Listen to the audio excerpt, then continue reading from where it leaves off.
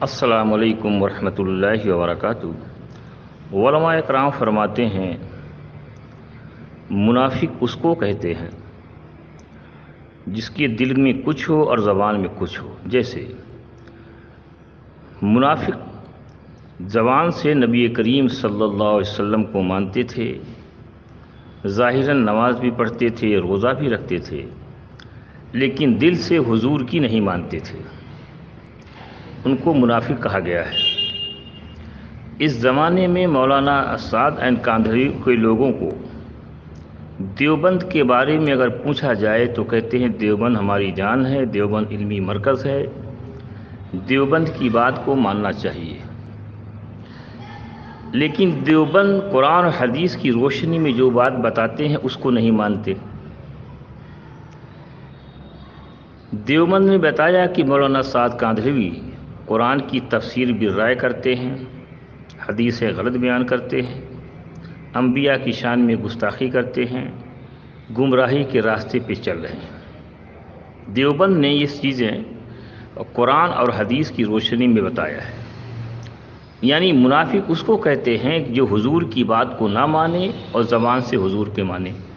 تو دیوبند نے جو بات بتائی ہے وہ حضور ہی کی بات بتائی ہے۔ تو جیسے منافق حضور کی بات نہ ماننے پر ان کو منافق کہا گیا ہے، تو فرقہ سادیانی یہ حضور کی بات نہیں مانتے ہیں، قرآن و حدیث کی بات نہیں مانتے ہیں، تو ان کو کیا کہا جائے گا؟ عملاً یہ نفاق ہے یا نہیں ہے؟ علماء کرام اس بات کی وضاحت فرما دیں تاکہ امت گمراہی سے بچے۔ دیوبند نے آگے کہا ہے اگر ان پر قدغن نہ لگایا گیا تو تبلیغی جماعت کا بہت بڑا طبقہ فرقہ ضالہ میں تبدیل ہو جائے گا۔ تو یہ لوگ قرآن حدیث کی بات نہ مانتے ہوئے مولانا سعد کاندھری کی بات مانتے ہیں، تو ان کے اوپر نفاق کا اطلاق ہوگا کہ نہیں ہوگا؟ دوسری بات، کتاب النوازل میں مفتی سلمان منصور پوری صاحب لکھتے ہیں کسی فتوے کا بلا جواز انکار کرنا کفر کے قریب پہنچا دیتا ہے، توبہ اور استغفار اس پر لازم ہے۔ یہ جو فتویٰ دارالعلوم دیوبند نے دیا تھا، جس کی حمایت دنیا کے سارے مدارس نے کی ہے، اس فتوے کا انکار کرنا کفر کے قریب پہنچایا یا نہیں پہنچایا، یا کفر پر لاگو ہو گیا یا نہیں لاگو ہو گیا، یا سادیانیوں پر توبہ اور استغفار لازم ہے یا نہیں ہے، اس بات کو علماء کرام وضاحت کے ساتھ فرما دیں تاکہ بہت بڑا طبقہ جو امت کا گمراہی کا سبب بن رہا ہے وہ گمراہی کے سبب سے بچ جائے۔ لہذا علماء کرام سے گزارش ہے، جو باتیں میں نے کہی کہ بلا جواز فتوے کا انکار کرنا کفر کا سبب بنتا ہے، کفر کے قریب پہنچتا ہے، تو جو دیوبند کے فتوے کو انکار کرتے ہیں ان پر یہ چیزیں لاگو ہوگی کہ نہیں ہوگی؟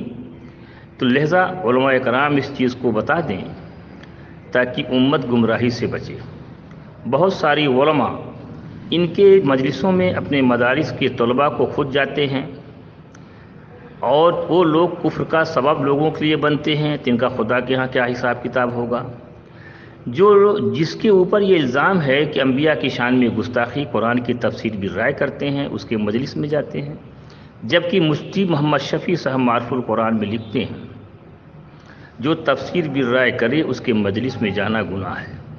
اس وقت یہ جو فرقہ سادیانی اس وقت بنا ہوا ہے، ان کے اوپر نفاق کا اطلاق ہوگا کہ نہیں ہوگا؟ علماء کرام بتائیں صاف صاف تاکہ امت گمراہی سے بچے اور نبی کریم صلی اللہ علیہ وسلم کی امت کو جو لوگ گمراہ کرتے ہیں اس سے باز آ جائیں۔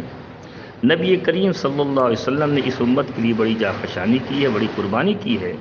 جو لوگ حضور کی امت کی گمراہ کر رہے ہیں یا گمراہی کا سبب بنتے ہیں، کل قیامت کے دن کیا جواب دیں گے وہ اپنے آپ کو سمجھے۔ لہذا اس وقت علماء کرام سے گزارش ہے کہ جو دیوبند کے فتوے کو انکار کر رہا ہے، فتویٰ جو آتا ہے قرآن حدیث کی روشنی میں آتا ہے، دیوبند کو تو مانتے ہیں لیکن دیوبند نے جو قرآن حدیث کی بات کی ہے اس کو نہیں مانتے ہیں، ان پر نفاق کا اطلاق ہوگا کہ نہیں ہوگا؟ وضاحت فرما دیں، مہربانی ہوگی۔ فقط والسلام۔